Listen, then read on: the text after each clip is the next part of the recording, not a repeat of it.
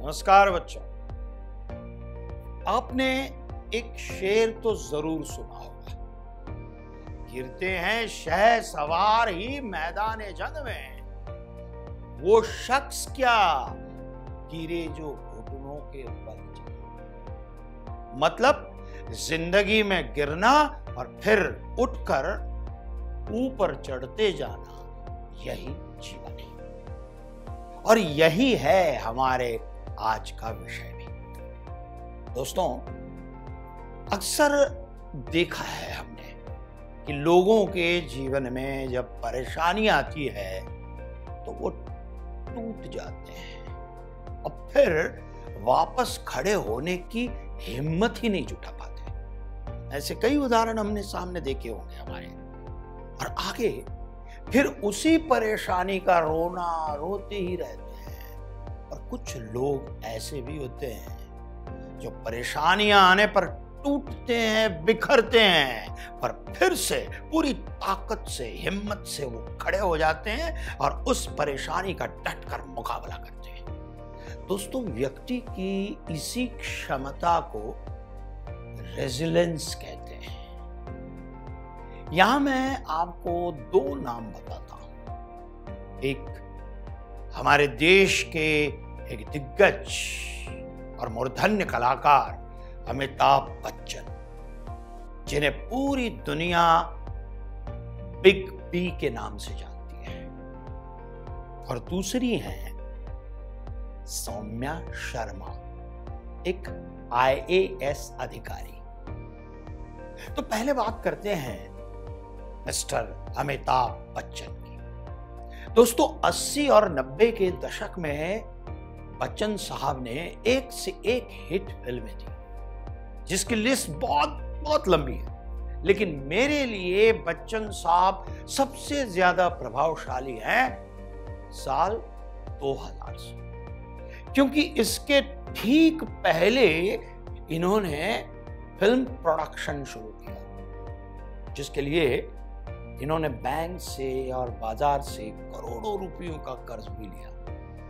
तो फिर शिद्दत से फिल्म बनाई, लेकिन इनके प्रोडक्शन की पहली फिल्म ही फ्लॉप हो गई, सुपर फ्लॉप। फिल्म का नाम था तेरे मेरे सपने। साथ ही खुद की कई फिल्में एक के बाद एक सुपर फ्लॉप होने लगी। और इतना बुरा समय बच्चन साहब ने देखा कि अपने बेटे अभिषेक, जो विदेश में पढ़ाई करते थे, उनके कॉलेज की फीस भी इन्हें भारी लगने लगी थी। दोस्तों, एक वक्त ऐसा आया कि उन्हें हर जगह नाकामयाबी ही मिलने लगी। लेकिन एक चीज जो हमेशा से उनके पास थी, वो थी हौसला, हिम्मत। उन्हें इस बात का संपूर्ण विश्वास था कि ये बुरा वक्त भी निकल जाएगा, मुझे बस थोड़ी और कोशिश करने की जरूरत है। बस उसके बाद वो खुद जाकर प्रोड्यूसर से मिले और फिल्म मोहब्बतें के लिए उन्होंने कहा कि मैं ये फिल्म करना चाहता हूं। कितनी बड़ी बात है कि एक वक्त के सबसे सफल हीरो, सुपरस्टार को भी अपने लिए काम मांगना पड़ा। लेकिन ये उनकी समझदारी थी। दोस्तों, सफलता को पाना जितना मुश्किल है, उसे बरकरार रखना भी उतना ही मुश्किल काम है। इसके लिए आपके पास होना चाहिए धैर्य, साहस, आत्मविश्वास और वो समझ होनी चाहिए जो मिस्टर अमिताभ बच्चन में थी। उन्होंने उस मुश्किल घड़ी में, उस मुश्किल दौर में जिस धैर्य से काम लिया, हिम्मत से काम लिया, हौसले से काम लिया, ये बुरा वक्त है, निकल जाएगा। इसलिए मोहब्बतें फिल्म के बाद उन्होंने कौन बनेगा करोड़पति टीवी शो किया, जो आज इतना प्रसिद्ध है कि हम सब जानते हैं, पूरा विश्व जानता है कि कितना प्रसिद्ध शो है कौन बनेगा करोड़पति। और बच्चन साहब ने अपने फाइनेंशियल प्रॉब्लम को खत्म कर दिया। वो आज जहां भी हैं इस पोजीशन को वो डिजर्व करते हैं 100%।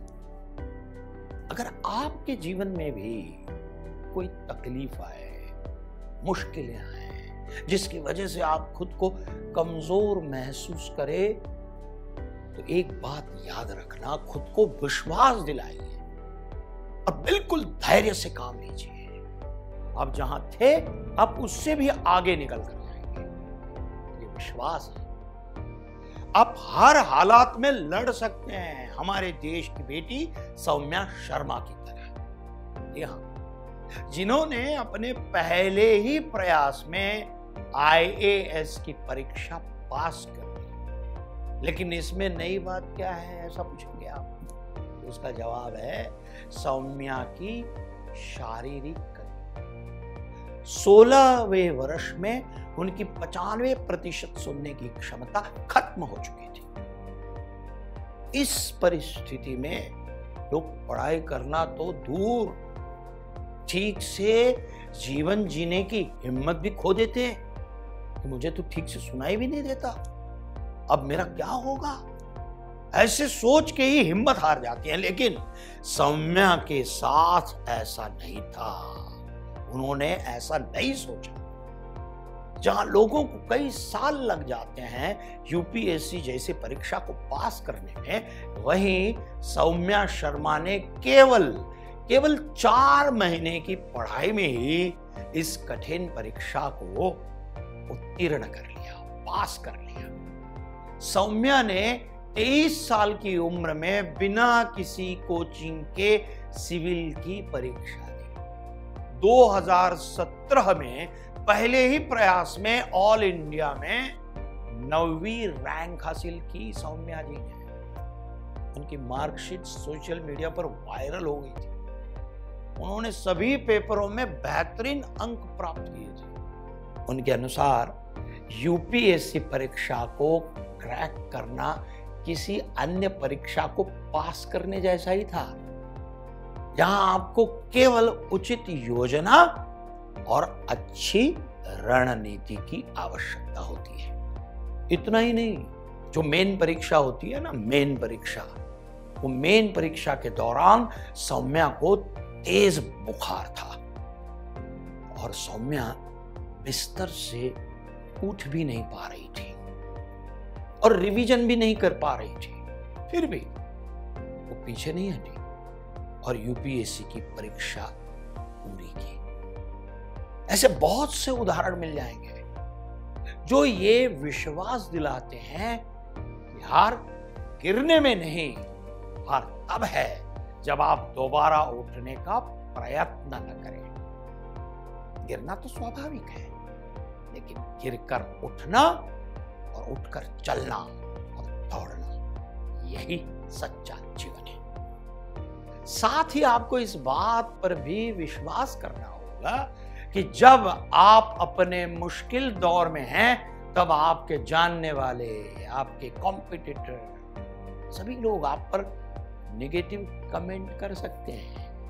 अरे कुछ नहीं होगा इसका, करने दो, वो उनका काम है, हमें वो नहीं सुनना है। आपको इस बात पर और ऐसी बातों पर ध्यान ही नहीं देना चाहिए, ना ही आपको कोई नेगेटिव रिप्लाई करना है। उनको बोलने दीजिए। बस अपने किए हुए कार्यों से हमें उनको जवाब देना है। कहते हैं ना, 100 सुनार की और 1 लोहार की।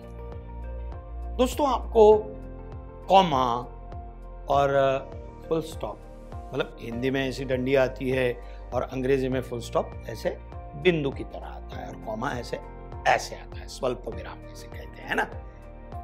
उस कॉमा और फुल स्टॉप में अंतर पता है? जब किसी वाक्य में कॉमा लगता है तो इसका मतलब होता है कि कुछ पल रुकना, है ना।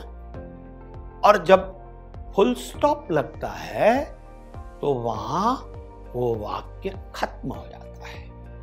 आपके जीवन के वाक्य में असफलता जो है वो एक कॉमा है, रुकना, बस।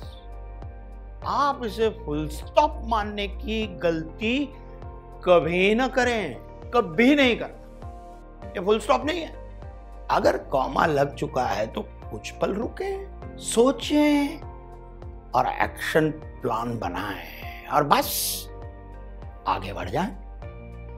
यही जिंदगी जीने की कला है, समझे? धन्यवाद।